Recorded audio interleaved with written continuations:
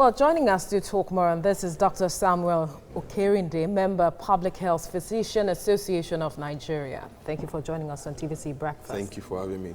It's obvious that this is a culture that is trying to gather that momentum, so to speak, in Nigeria. But then talk to us, why should people donate blood? Okay, blood is life, definitely. And there are situations that warrant that people will need blood. Okay, and like you saw in the report, sometimes people are involved in accidents, which is the commonest thing we have in Nigeria. The roads are bad, you're traveling, and then you got shot or something and you lost blood. Okay, so there are situations like that that will warrant that people get blood. Other instances, which is also common, is when we talk about people who are pregnant and we have complications of pregnancy, whether postpartum hemorrhage, I mean when they deliver and they lose a lot of blood, or antepartum hemorrhage where people start bleeding in pregnancy. So also we have children, we have sickle cell anemia that is also common amongst us. And those people at one point will need blood. And where will the blood come from? From blood donors, from voluntary unpaid blood donors. Voluntary. Now, that's the aspect of that I was going to go to, because some persons will tell you, because I am not related to this person or something, this person is not my friend, I don't see reasons to do this. I think it's not peculiar to Africans, it's almost all over the world, because you find that usually in the high-income countries, these are the people that usually will give voluntarily and without remuneration or something like that. But we need to change that narrative, because you don't know, you may be the person that may need the blood. It can be anybody. It can be your siblings, it can be yourself. Sometimes, like we say, people who have cancer also, people who have accidents, which is the commonest example. You may be traveling on the road, and then God forbid there's an accident, you may need blood. So we need to change that narrative. But there's a mindset that once you donate blood, you take it to the blood bank. The blood bank sells it to these people who need them.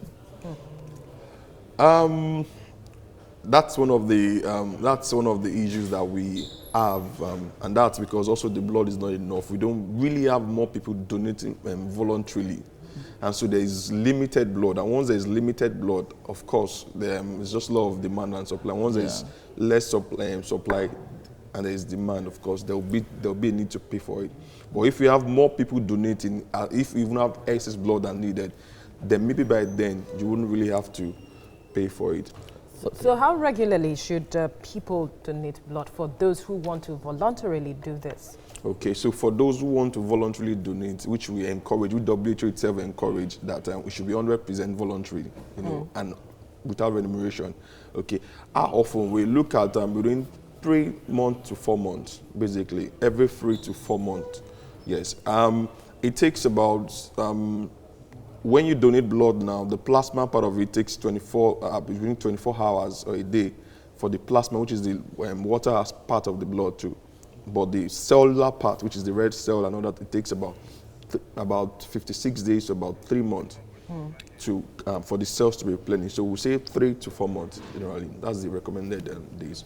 Okay. All right, Dr. Samuel Okerinde, thank you for speaking to us on blood donation. Perhaps Theophilus will think about doing that. We'll both think about next that month.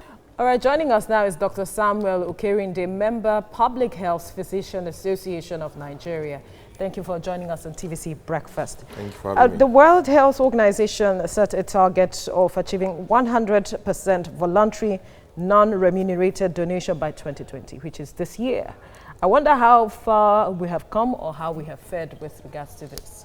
Okay, we haven't actually achieved 100% voluntary, unpaid blood donation, but we've really done well. We've had the culture, and a lot of people are getting aware about the need for them to donate blood regularly, and then the need for them to also do the unpaid, non-remunerated one. So yes, we are doing well, but of course we haven't gotten to the mark having the 100% voluntary blood donation. Okay. All right, so tell us the category of people that can donate blood. Okay, so there is a myth that you just have to bring this, Theophilus. I have to. Well, we have to. Let's enlighten people. So go ahead. The categories. Okay. So anybody can donate blood. However, we have some criteria. We have to be at certain age. Some claims say 16, 17, but that you need parental consent. But from 18 to usually we say 60, 65. can donate For blood. both men and women? For both men and women. So we're not Really? too old. However, so it's not applied to you. Women can also donate blood. Okay, what we just need to do, number one, we need to check if your PCV or your hemoglobin level is over certain. Some will say 13.5 or some will say 13.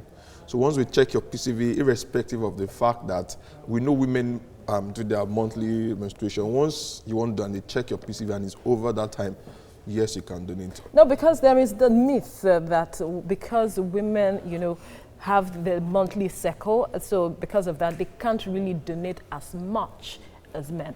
Okay, so we know women can donate, but when you, for example, you are on, when a woman is on, we don't encourage that person to donate. Also, it depends on the nature of the flow. If a woman menstruates heavily or have what we call menorrhagia, then those kind of people will not encourage them to donate. Other things they will check also is your weight. We expect anybody that's going to be donating to be, in Nigeria, I would say 50 kg and above.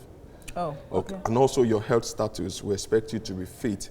And that is one of the advantage of donating, voluntary donation of blood, because you get to be examined before you donate. So there's all those physical examination, medical screening that occurs before you can donate. Because there are concerns with regards to screening as well. A lot of people are concerned about the process of screening. Talk to us about that.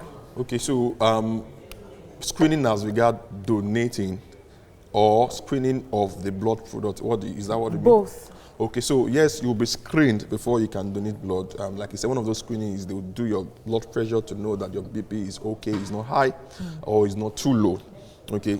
Other ones will be that they will check your weight, like I talked about. They will check your PCV. And the product now? Yes, and the product. Now, after you have donated, and I must say that blood donation doesn't take time, probably which take between 8 to 10 minutes of your time. So if you say you are too busy, within 10, 15 minutes, you're done with the process. Yeah, so once they take the blood, then the next thing, they will now take the blood for screening, where they will screen for some viral, HIV, syphilis, hepatitis B and C, what we call cytomegalovirus, and other forms of it. So blood donation itself, it's safe before collection and also before you transfuse the person. Transfuse. Yeah. All right, Dr. Samuel Okerinde, thank you for speaking to us on this. Thank you. Dr. Samuel Okerinde, a member Public Health Physician Association of Nigeria, joins us now to talk about this. Thank you very much for joining us. You're welcome.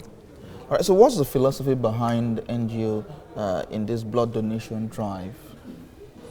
The philosophy of NGOs basically is just to create awareness that we need more people to donate blood.